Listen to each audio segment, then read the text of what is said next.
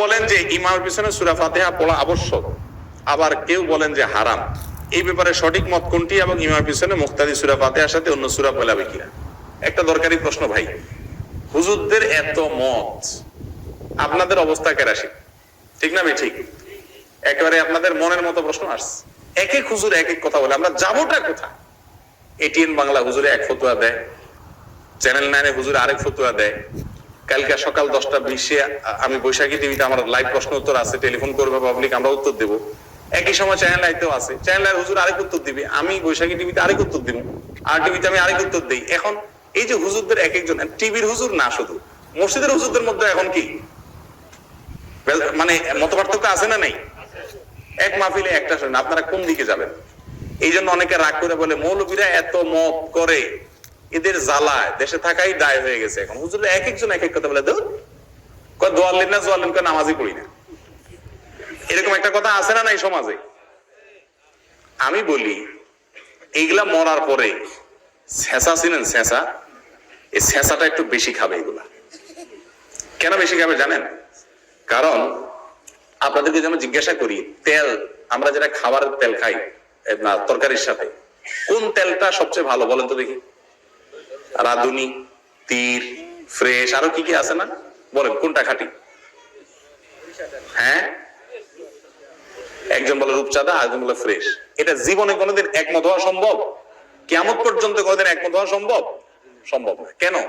কারণ যিনি বলতেছেন ফ্রেশ, উনি ফ্রেশ খাইয়া দেখছে ওনার পেটে বুটবাট ফুটফাট হয় না।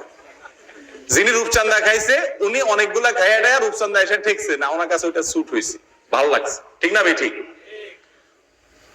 কোন তেলটা ভালো আপনারা কিন্তু, আচ্ছা কোন তেল কোম্পানিও ভুলেও লেখে না যে আমারটাতে ভাই ভেজাল 1% আছে, কেউ লেখে? সবাই লেখে আমারটা 100%। এখন আপনারা কি বলেন যে আমি যাবো কই? রূপচাঁদা লাগবে আমারটা 100%, ফ্রেশ লাগবে আমারটা 100%, একজনকে আমারটা 100%, আমরা যাবো কিন্তু তেলই খাবো না। রাগ করে তেল খাওয়া ছেড়ে দিছি। এরকম কোন পাবলিক পাইছেন আজ পর্যন্ত? একজনও পাইছেন? তো কি করে?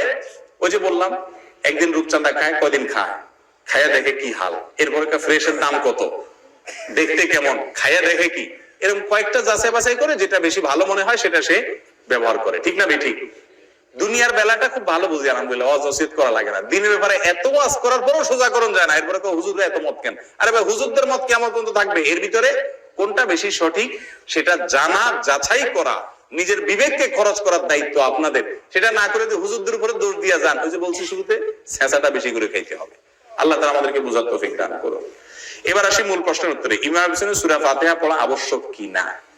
এই বিষয়ে 3টা মত আছে। আপনারা আমাদের সমাজে 3টা মত প্রচলিত আছে। একটা মত হলো সর্বাবস্থায় ইমামের পিছনে সূরা ফাতিহা পড়তে হবে, কারণ লা সালাতা ইল্লা বিফাতিহাতিল কিতাব। আরেকটা মত হলো ইমামের পিছনে সূরা ফাতিহা পড়া লাগবে না, কারণ মান কানা ইমামান ফাকারাতুল ইমামি লাহু কিরাআহ। দুইটা মত হলো। আরেকটা মত হলো ইমাম যদি জোরে জোরে কিরাত পড়েন তাহলে মুসল্লি শুনবেন, পড়বেন না। আর যদি ইমাম আস্তে আস্তে কিরাত পড়েন, যেমন যোহরের শেষের 2 রাকাত, আসরের 4 রাকাত, মাগরিবের শেষের 2 রাকাত, এশার শেষের 2 রাকাত, এই নামাজগুলোতে ইমাম যেহেতু আস্তে আস্তে পড়তেছে, মুসল্লিও মনে মনে পড়বেন। তাহলে কয়টা মত হলো? 3টা মত হলো। এই তৃতীয় মতটা শামসুল হক ফরিদপুর রাহমাতুল্লাহ আলাইহি এই মতটাকে গ্রহণ করেছেন, আব্দুল্লাহ রাহিমাহুল্লাহ গ্রহণ করেছেন, অনেক উলামা কেরাম গ্রহণ করেছেন। আমার কাছে এটা বেশি সতর্কতামূলক মনে হয়।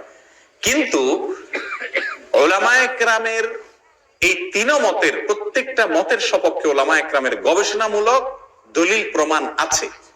এর কোনটাকে তুড়ি মেরে উড়ে দেওয়া এটা মূর্খতা ছাড়া আর কিছু না।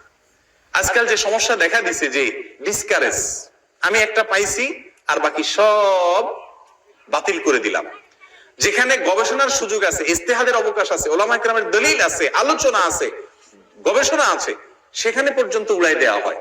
এটা ভয়াবহ একটি বিষয়। হ্যাঁ, আপনার কাছে কোন একটা গবেষণা বেশি সঠিক মনে হয়েছে, আপনি কোন একটা আলেমের অনুসরণ করতেছেন, করেন, আপনাকে নিষেধ করছে না। কিন্তু অন্য সবগুলাকে ভুল বলা এটা ভুল। নবী সাল্লাল্লাহু আলাইহি ওয়াসাল্লাম বলেছেন, এই যে হিজবুত তাওহীদের পরে হাদিসটা আমি বলি, মান ক্বালা হালাকান নাস ফাহুয়া আহলাকুহুম, যে বলবে সব সমাজে হালাক হয়ে গেছে, রাসূল সাল্লাল্লাহু আলাইহি ওয়াসাল্লাম বলেন ওই লোকটা হলো সবচেয়ে বেশি হালাক। কথা কি বুঝতে পারছেন? এইজন্য হিজবুত তাওহীদ বলে যে দেশে কোনো ইসলাম নাই, যা আছে সব ভেজাল, শুধু ভেজাল খাঁটি হলাম আমরা। রাসূল সাল্লাল্লাহু আলাইহি ওয়াসাল্লামের হাদিস অনুযায়ী সবচেয়ে ভেজাল ওরাই। আল্লাহ তাআলা আমাদেরকে সঠিকটা বুঝার তৌফিক দান করুন।